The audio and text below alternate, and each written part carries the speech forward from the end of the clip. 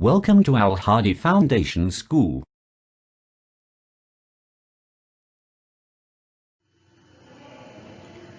Bismillahirrahmanirrahim. Assalamu alaikum dear students. Students, today we are going to start our maths lecture from unit number 4. Algebraic expressions and algebraic formulas. Exercise 4.2 on book page number 88. तो सबसे पहले इस lecture में हमने एक algebraic formula prove करना है जो कि आपकी बुक के पेज नंबर 86 पे है।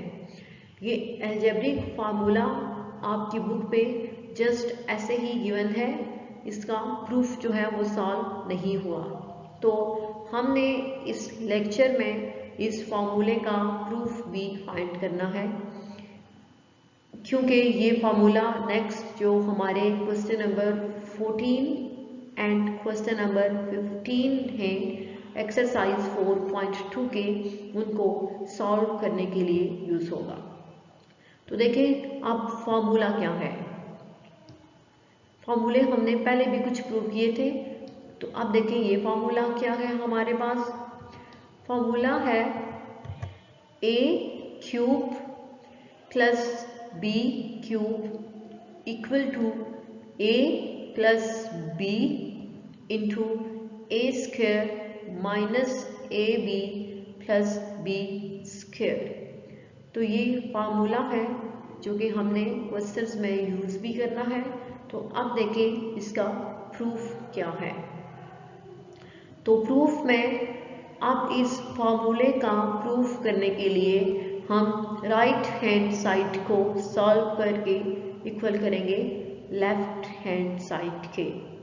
तो इसकी राइट हैंड साइड किसके इक्वल है? a plus b into a square minus ab plus b square. ये राइट हैंड साइड है इस फार्मूले की, जिसको हमने सॉल्व आउट करके लेफ्ट हैंड साइड के इक्वल प्रूव करना है। तो देखिए यहाँ पे है a plus b into a square minus ab plus b square. Means ये दोनों टर्म्स आपस में मल्टीप्लाई हो रही हैं। तो हमने अब इन दोनों का प्रोडक्ट फाइंड करना है। और प्रोडक्ट कैसे फाइंड करेंगे कि पहले फर्स्ट एक्सप्रेशन की फर्स्ट टर्म को हम सेकंड एक्सप्रेशन की तीनों टर्म्स के साथ मल्टीप्लाई करेंगे, और फिर फर्स्ट एक्सप्रेशन की सेकंड टर्म को सेकंड एक्सप्रेशन की तीनों टर्म्स के साथ मल्टीप्लाई करेंगे। तो देखिए फर्स्ट एक्सप्रेशन की फर्स्ट टर्म हमारे पास a है, और अब हमने इस a को इन तीनों टर्म्स के साथ मल्टीप्लाई करना है। तो देखिए जब a को मल्टीप्लाई किया a स्क्वायर के साथ, तो a डॉट a स्क्वायर। अब a के साथ प्लस का साइन है, क्योंकि जिस भी वेरिएबल या जिस भी नंबर के साथ कोई साइन नहीं होता हम उसके साथ प्लस का साइन कंसीडर करते हैं। तो a के साथ प्लस का साइन होगा, तो plus and plus minus minus, इसलिए यहाँ पे माइनस का साइन है। अब हम a को मल्टीप्लाई करेंगे a b के साथ, तो a dot a b। Next b के साथ प्लस है और a के साथ भी प्लस है, तो प्लस प्लस प्लस होगा, और a को जब हम मल्टीप्लाई करेंगे b स्क्वायर के साथ, तो हमारे पास क्या आएगा? a dot b square. अब नेक्स्ट हमने इस b को इन तीनों टर्म्स के साथ मल्टीप्लाई करना होगा। तो देखिए b के साथ प्लस का साइन है और a स्क्वायर के साथ भी प्लस का साइन है, तो प्लस प्लस प्लस साइन आएगा, और b को जब मल्टीप्लाई करेंगे a स्क्वायर के साथ तो आंसर क्या आएगा, b डॉट a स्क्वायर। अब नेक्स्ट a b के साथ माइनस का साइन है और b के साथ प्लस का साइन है, तो प्लस माइनस माइनस, और b को जब हम मल्टीप्लाई करेंगे a b के साथ तो क्या आएगा, b डॉट a b। अब नेक्स्ट b के साथ भी प्लस का साइन है और b स्क्वायर के साथ भी प्लस का साइन है, तो प्लस प्लस प्लस होगा और b को मल्टीप्लाई करेंगे हम b स्क्वायर के साथ तो b क्यूब आ जाएगा। ठीक है, ये डायरेक्ट मैंने b क्यूब लिख दिया, आप इसको b डॉट b स्क्वायर लिख सकते हैं। अब नेक्स्ट स्टेप में जब हम मल्टीप्लाई करेंगे a और a स्क्वायर को तो हमारे पास आंसर क्या आएगा, a क्यूब, बिकॉज अगर बेसिस सेम हो तो पावर्स ऐड होती है according to the exponential laws. a cube minus, और ये अब दो a जो है वो मल्टीप्लाई हो रहे हैं तो a स्क्वायर हो जाएगा, a square b plus a b square plus b a square minus, अब यहाँ पे दो b's जो है वो आपस में मल्टीप्लाई हो रहे हैं तो b स्क्वायर होगा, a b square plus b cube. अब नेक्स्ट स्टेप देखें, हमने सबसे पहले क्यूब वाली टर्म्स को इकट्ठा लिख लिया, a cube plus b cube minus a square b, ठीक है, और ये हमारे पास जो टर्म है b a स्क्वायर लिखा हुआ है, हम उसको लिख सकते हैं a स्क्वायर b, ये प्लस साइन के साथ है, plus a square b। Next ये वाली term plus a b square and minus a b square. अब यहाँ पे देखें कि जो a स्क्वायर b वाली दोनों टर्म से सेम है और ऑपोजिट साइंस के साथ है, मीन्स एक के साथ प्लस का साइन है और दूसरे के साथ माइनस का साइन है, तो इसलिए ये दोनों टर्म्स कैंसिल आउट हो जाएंगी। इसी तरह ये जो a b स्क्वायर है, ठीक है, ये दोनों टर्म्स सेम है और ऑपोजिट साइंस के साथ है, इसलिए ये दोनों टर्म्स भी कैंसिल आउट हो जाएगी। तो हमारे पास क्या बचेगा, just a cube plus b cube which is equal to left hand side. यहाँ पे by mistake right hand side लिखा हुआ है, यहाँ ये इक्वल है लेफ्ट हैंड साइड के, तो देखिए अब लेफ्ट हैंड साइड हमारे पास a cube plus b cube के इक्वल ही थी, it's mean left hand side equal है राइट हैंड साइड के। तो ये फार्मूला जो है वो हमने प्रूव कर लिया। अब ये जो फार्मूला हमने प्रूव किया है ये प्लस साइन के साथ था। अब आपकी बुक पे वहाँ पे दो फार्मूलाज हैं, एक प्लस साइन के साथ है और एक माइनस साइन के साथ है। तो जो माइनस साइन के साथ है वो क्या है, a cube minus b cube equal to a minus b into a square plus ab plus b square. तो ये जो प्रूफ है ये आपने खुद करना है, जैसे हमने ये वाला प्रूफ किया है इसी तरह ये प्रूफ आपने खुद अपनी नोटबुक्स पे करना होगा, बिल्कुल सेम ऐसे ही करना है, जस्ट साइन चेंज होंगे। और इसमें भी आपने राइट हैंड साइड को सॉल्व करके इक्वल लाना है लेफ्ट हैंड साइड के।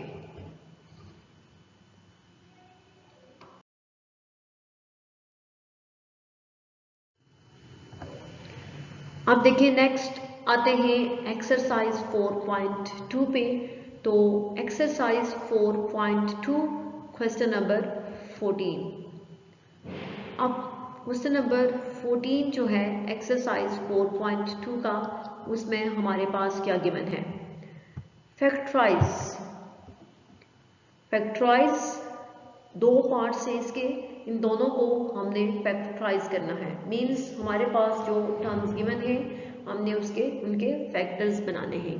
तो देखिए नंबर 1 क्या है, part number 1, x³ minus y³ minus x plus y। तो अब हमने इसके फैक्टर्स बनाने हैं। तो सॉल्यूशन देखें, x³ minus y³ minus x plus y। तो सबसे पहले जो हम इनको सॉल्व करने के लिए स्टेप करेंगे वो स्टेप ये है कि ये जो माइनस का साइन है x के साथ, ठीक है, इसको हम कॉमन ले लेंगे कि x के साथ जो माइनस साइन है ये कॉमन आ जाएगा। तो क्या होगा, x³ minus y³ minus common ले लिया। जब माइनस कॉमन लेंगे तो x के साथ फिर प्लस का साइन आएगा, ठीक है, प्लस। और यहाँ पे अब y के साथ प्लस था, तो आप लोगों को पता है कि माइनस माइनस प्लस होते हैं, मींस दो माइनस मिल के एक प्लस बनाते हैं। तो जब एक माइनस प्लस में से कॉमन चला जाएगा तो फिर y के पास जस्ट माइनस साइन बचेगा। इसलिए ये क्या टर्म होगी, x³ minus y³ minus x minus y। अब नेक्स्ट स्टेप में देखें कि ये जो हमारे पास फर्स्ट टू टर्म्स हैं ये क्या है, x³ माइनस y³। इनको हमने अलग से एक ब्रैकेट के अंदर एक एक्सप्रेशन बना लिया और ये दूसरा जो है वो अलग से एक एक्सप्रेशन बन गया विद माइनस साइन। तो नेक्स्ट स्टेप में अब हमने x³ माइनस y³ को सॉल्व किया है। सॉल्व कैसे किया है कि x minus y into x² plus xy plus y²। Solve किया है हमने x³ माइनस y³ को according to formula a³ minus b³। यहाँ पे a की जगह अगर x और b की जगह y सब्स्टिट्यूट किया जाए तो इस फार्मूले के अकॉर्डिंग जो हमारे पास टर्म आएगी वो यही आती है। तो क्या है, a minus b into a² plus ab plus b², okay, minus x minus y as it is. अब नेक्स्ट टर्म में अब ये देखिए हमारे पास दो डिफरेंट एक्सप्रेशंस हैं, क्योंकि यहाँ पे माइनस साइन है, मीन ये दोनों डिफरेंट एक्सप्रेशंस हैं। अब इन दोनों में x माइनस वाई जो है वो दोनों के साथ एक कॉमन एक्सप्रेशन है, ठीक है। यहाँ पे भी हमारे पास x माइनस वाई है और इधर भी हमारे पास x माइनस वाई है।